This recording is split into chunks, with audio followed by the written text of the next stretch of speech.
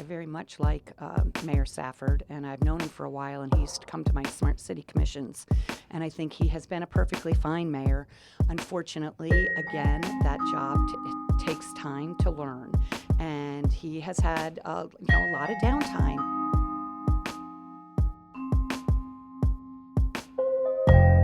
Hi there, it's WAMC News Director Ian Pickus, and on this episode of the WAMC News Podcast, we sit down with the Democratic candidate for mayor in Saratoga Springs.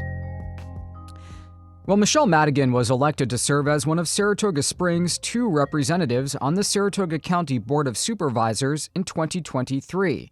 Before that, she was the city's finance commissioner for a decade.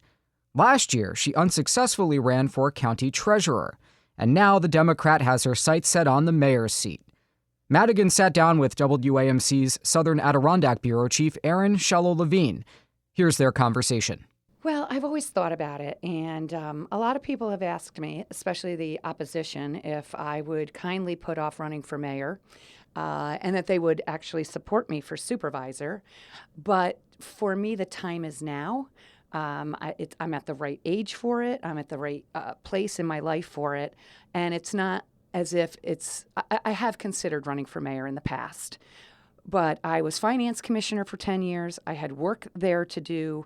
I continued doing that work, working on special projects, working on putting out budgets, keeping taxes, flat, even decrease them for residents, homeowners in Saratoga Springs, took a break, came back, ran for supervisor, and I like to say I took one for the team running for county treasurer. I knew that was going to be a long shot, but I was quite surprised how well I did. I did very well in the city, 57% of the vote, and as a result, I began to think, this might be the time for a mayoral bid. Taking some of that experience of running for those positions, what are you bringing from the past number of campaigns as well as your record as having served in the city for a number of years? Well, I have been elected 6 times, so that's good. Yes, I was not successful in my campaign for treasurer, and that's okay. Again, I thought I did well in that campaign, so I thought it was time to run for mayor. And the reason I want to run for mayor is I've got a vision, and I keep using that word, but it's going to be coming out. I'm sitting here with you right now with basically a 9-page draft of that vision, and it runs from affordable housing to getting back to smart cities and technologies that we can use in our city that are important to getting the arts commission back up and running. I actually have a small arts committee that's working right now on my campaign, coming from various aspects of the arts. All of these things are equally important, and I won't have any downtime. I know City Hall, I know the job, and I can hit the ground running. City Democrats have put out that they want to establish a committee for the future, which is going to be focusing on building more workforce housing, supporting more public transit, and immigration reform. At this local city level, what do you want to see done to achieve those goals? Well, let's start with affordable housing. Everybody talks about it, but we've got to solve it. And there's the same old methods that are out there that keep being talked about, one of which is inclusionary zoning that we took up when I was finance commissioner, and it didn't quite make it all the way. It was a long time ago, and maybe it's unfortunate that it wasn't successful, but I don't even think that's enough now. I'm looking at places like Geyser Crest, and I feel like that's what we need. We need another Geyser Crest. We need an affordable housing developer that can work with the city. The city's going to have some skin in the game, maybe in purchasing the land.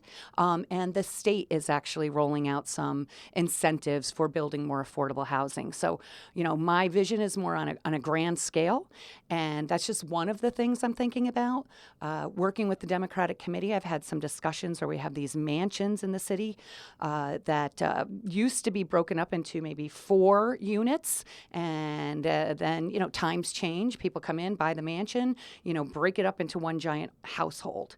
So maybe there's an opportunity in zoning to change the zoning so we can allow people to go back and sort of subdivide their large property.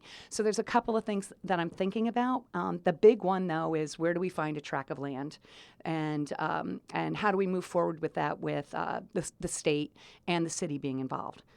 So that's number one. That's something to look at for the future, and I think it has to happen pretty quickly. We need homes in the $200,000 to $300,000 range for people, not the $800,000 to buy a studio condo. That's just out of the range for most people that I know and interact with on a regular basis.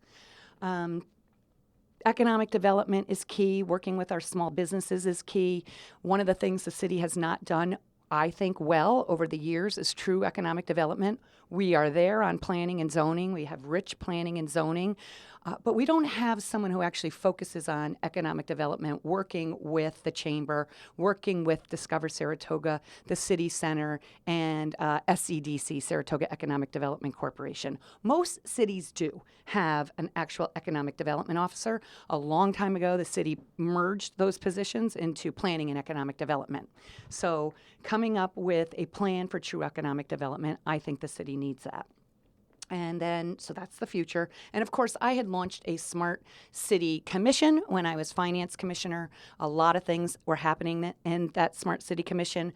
The Roadmap 1.0 that I put out is still very valid, and it tackles everything from climate to transportation to better Wi-Fi in areas to using better street lights and crosswalks.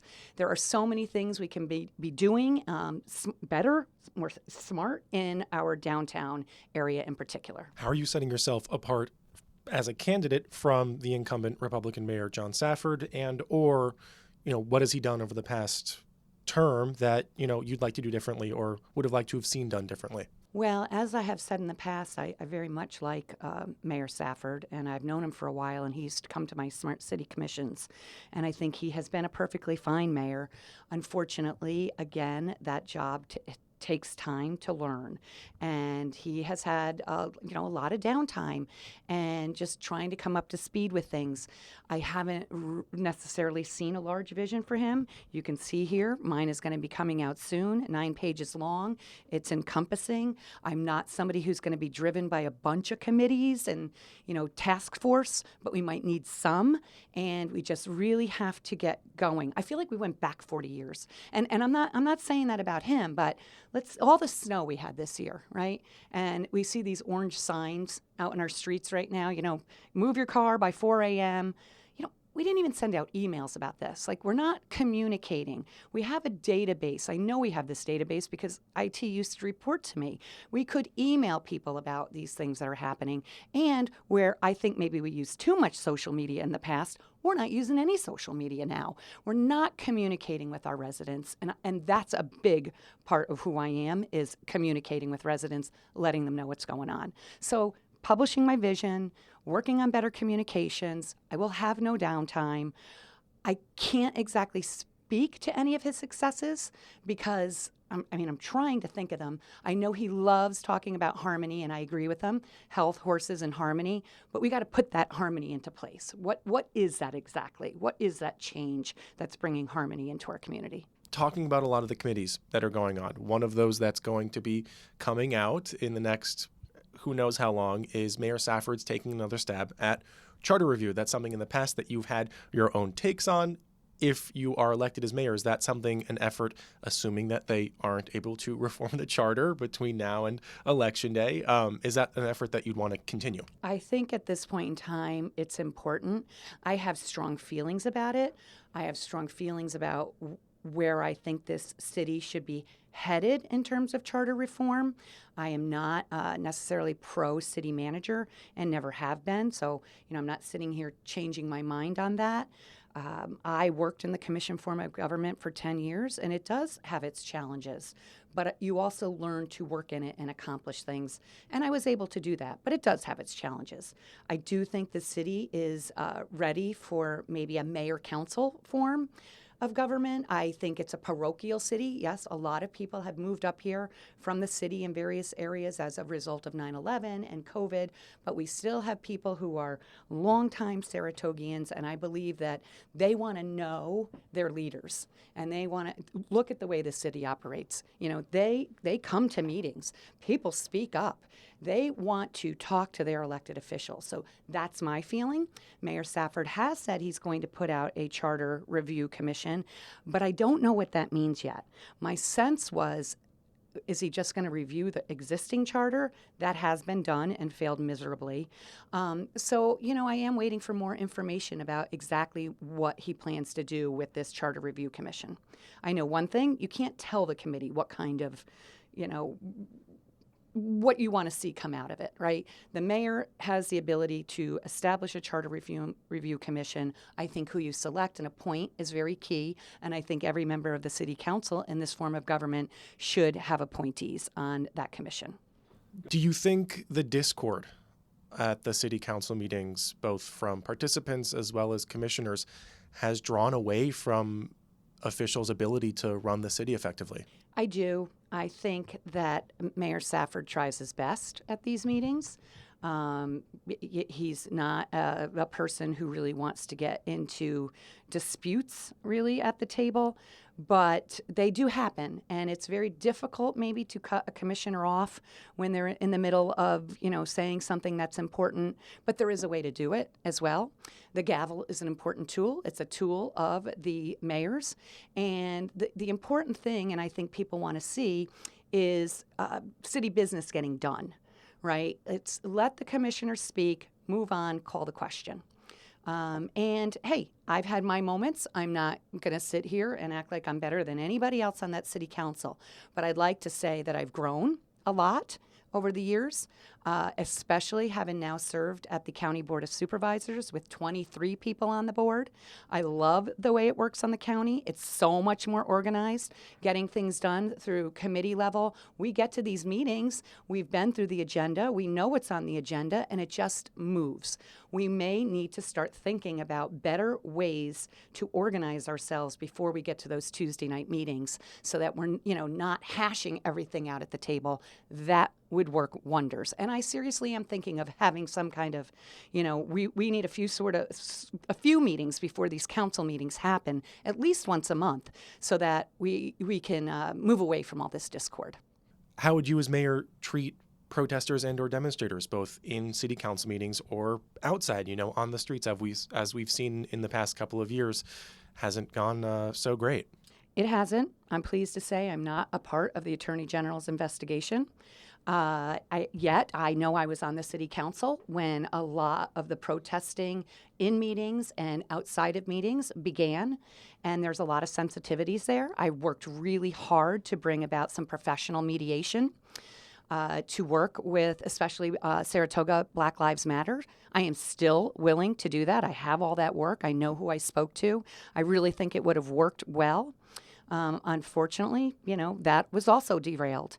I do believe everybody has the right to come in and speak, but I will run a tight meeting. I will. I think you have the right to speak, but I prefer not to see vulgarities at city council meetings.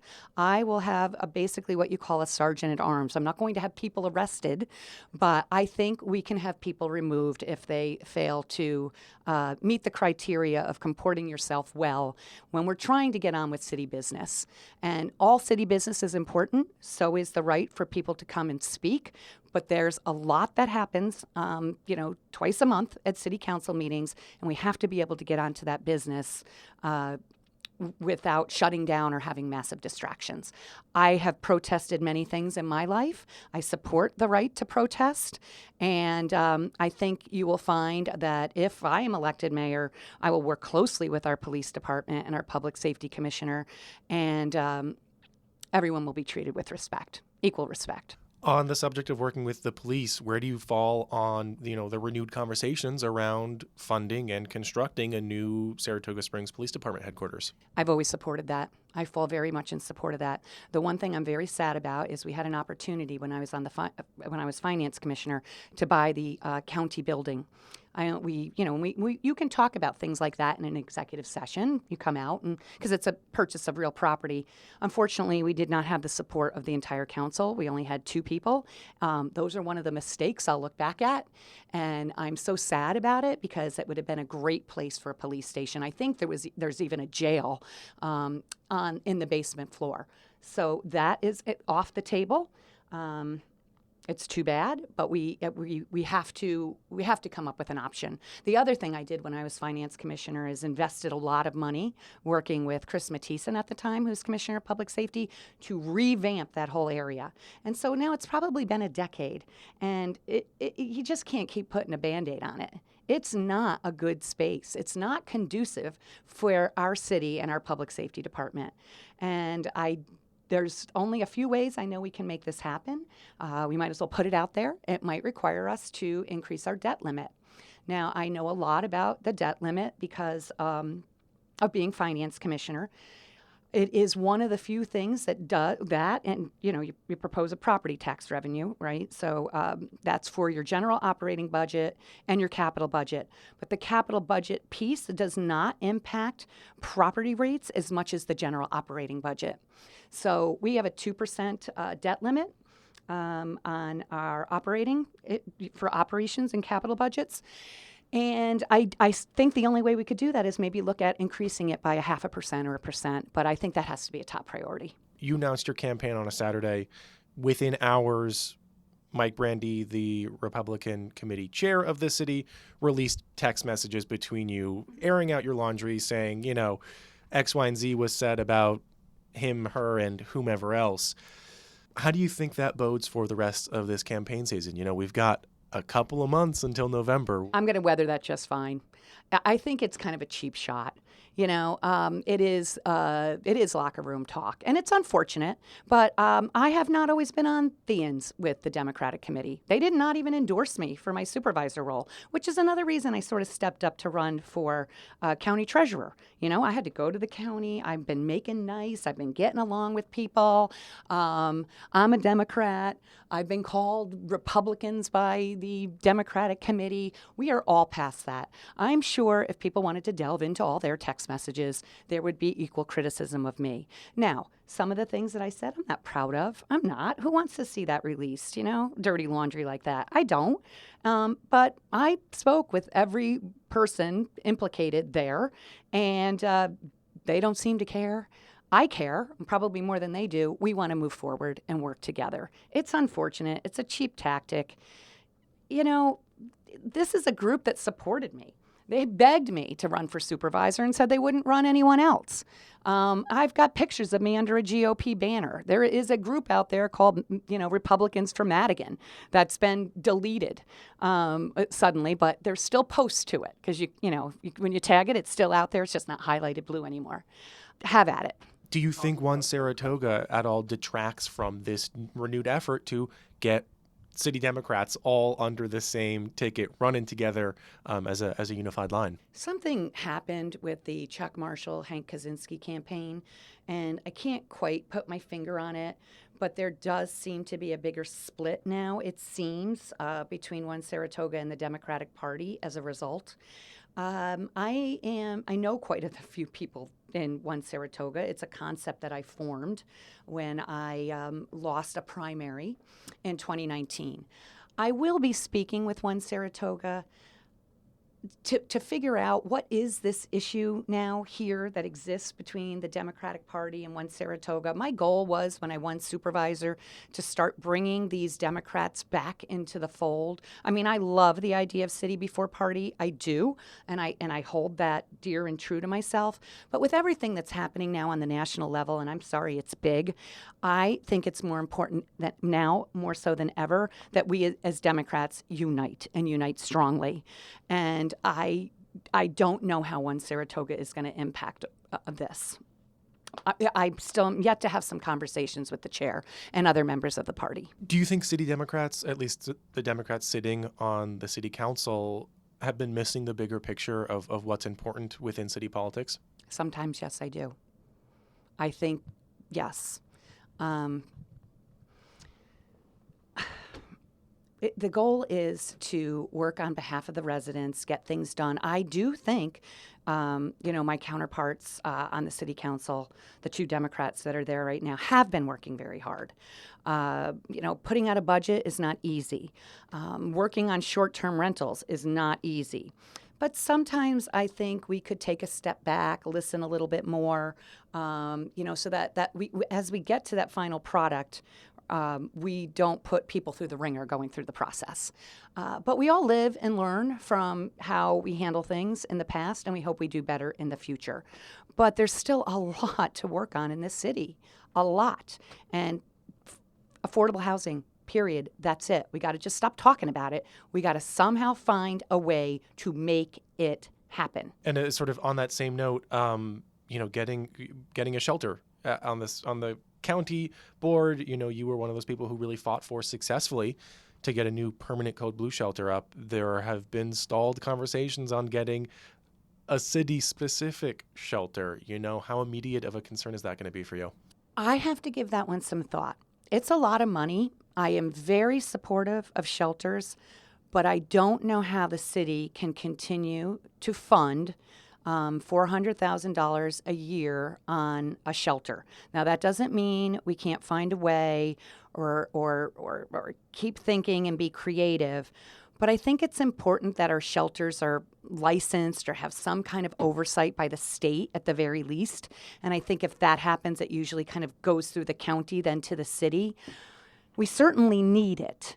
My focus has always been Code Blue. There was a change when I left office, and under Mayor Kim, we started this shelter with RISE, and I think everyone had the best intentions, but it's a lot of money ongoing every year, especially when we have serious public safety needs. We saw Commissioner Cole vote no on the budget, and to a certain extent, I can understand. He's sending a message, right? That he's not funded to the extent he needs to be. And we need public safety in order to have good shelters, too, that work well in our neighborhoods. So I'm very pleased about Code Blue. I think we'll see maybe a navigation center come out of Code Blue, which is very positive.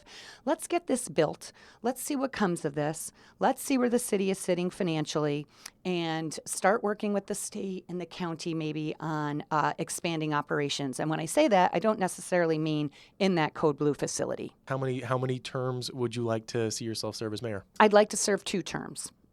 I think it's a tough job, and I don't know how anybody can keep their sanity doing it longer than that. I know that sounds, but it's a big job. Even in this form of government, as a weak mayor, it's still a big job because most people don't realize it's a weak mayor form of government. And so the mayor gets all the calls. And in a way, I feel badly for whoever's mayor because it does really force the mayor to have to work with the rest of the departments. And if you don't have a good working relationship with the rest of the other departments, you get the blame for something that went wrong because you can't get another commissioner to help you fix a problem. So as long as the form of government stays this way, I could foresee myself only doing 2 terms. Do you want to see Commissioner Songvi take your seat at the County Board of Commissioners? I would be happy with having at least a Democrat on the County Board of Supervisors. We have 2 Democrats running right now. I'm not going to choose one over the other. Perhaps both of them will be sitting at the County Board of Supervisors. Okay, that does it for this episode of the WAMC News Podcast. Thanks so much for listening, and thanks to Aaron Shello-Levine for that interview. Until next time, I'm Ian Pickus.